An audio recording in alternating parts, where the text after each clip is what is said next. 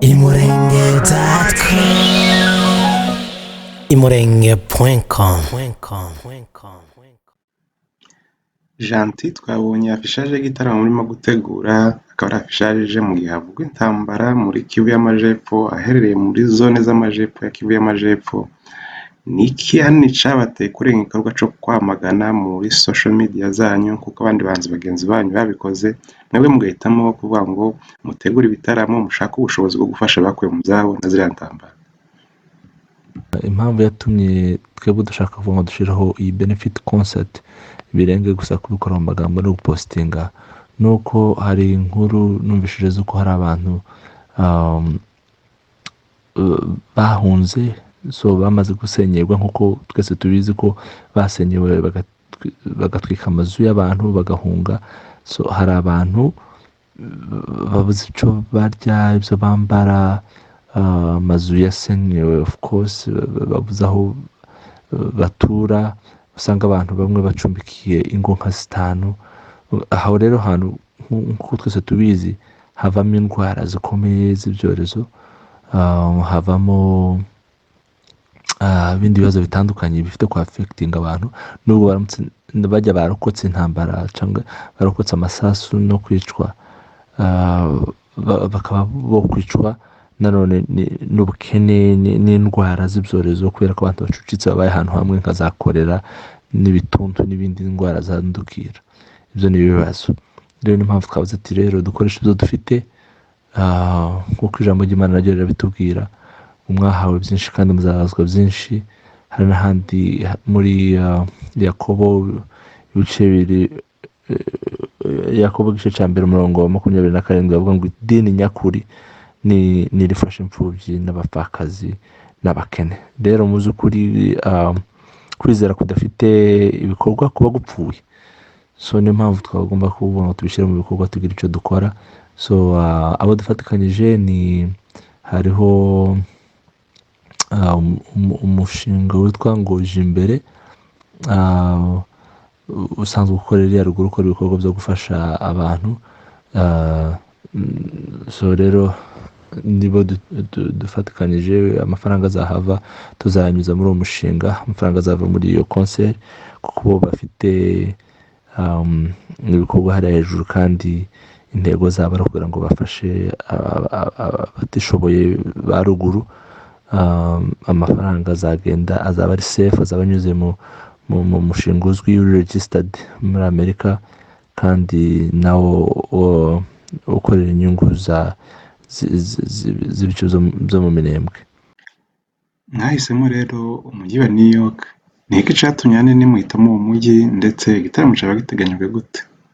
Icya mbere, New York iri strategic, ni umujyi, urabona ni umujyi, navuga nti ni capital urebye. Ni ahantu hahuriwemo cyane n'abantu benshi, kandi hafite gutanga isura nziza muri iki gikorwa. Ikindi cya kabiri ni uko abo twari dufatikanyije mu kubitegura habaga haboroheye kubona sale no mu kubitegura, kuko twabikoze byihuse, kuko ni emergency. Ni gahunda yo gufasha, ni uko tuzagurisha amatike, abantu bakinjira baguze amatike, nibamara kugeramo n'imbere kongera tubaha amahirwe yo kongera kwitanga mu buryo buri special. Ikindi cya kabiri, hariho GoFundMe ihari y'iyo Jimbere organization, nayo ndaza kuyisharinga kugira ngo abantu bakomeze badonatinge kuri iyo cause, ko amafaranga yose azahurizwa hamwe kugira ngo ajye gufasha abantu bari hari, haba mu buryo bw'ubuvuzi, haba mu buryo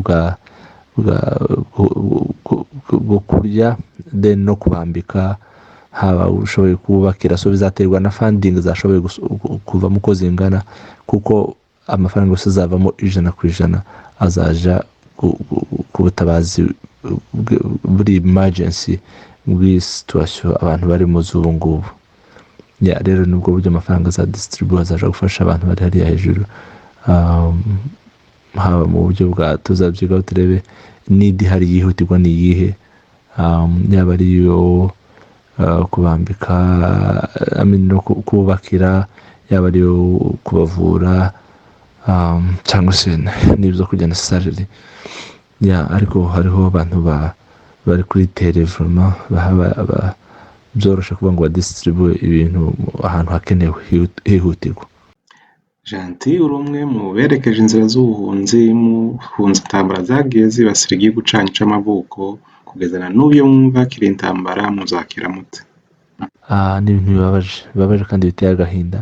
Igihugu gifite ubutunzi bwinshi bungana kuriya, igihugu gifite ubutaka bunini, igihugu mbese cyahawe umugisha mu buryo uburyo Imana yakiremye, ugasanga ahubwo kandi uwo mugisha wacu ubaye nk'umuvumo, ugatuma ubuzima abantu benshi bari inosenti bapfa, ugasanga n'abanyirigihugu baragihunze, ugasanga nta mahoro bagifitiyemo. Birababaje pe, kandi banumva ko bizagera igihe bishire, hari ibyiringiro, ariko mu by'ukuri politics ni ikintu kitubangamiye, kandi usanga akenshi ni greedy, no kwikunda kw'abantu bamwe na bamwe bashaka gushaka ibintu byinshi, inyungu, batitaye ku buzima bw'abantu burimo gutakara, batitaye ku buryo bakomeza basubiza igihugu inyuma, uburyo habaho gukora mu bumwe no mu mahoro, n'iterambere rikomeze ribaho, buri wese abona icyo ashaka kubona ko habaye amahoro. Rero icyo ni ikibazo kibabaje cyane kandi cyakagombye kubonerwa umuti. Twabonye indirimbo mwasohoye ku buvugizi bw'abari mu kaga, muragira muti amarira azoshira. Ariya marira ari hariya mubona azarangira ate? Mubona azoshira gute? Mu by'ukuri impamvu nabivuze gutyo ni uko burya nta joro ridaca, nta mvura igwa ntihite.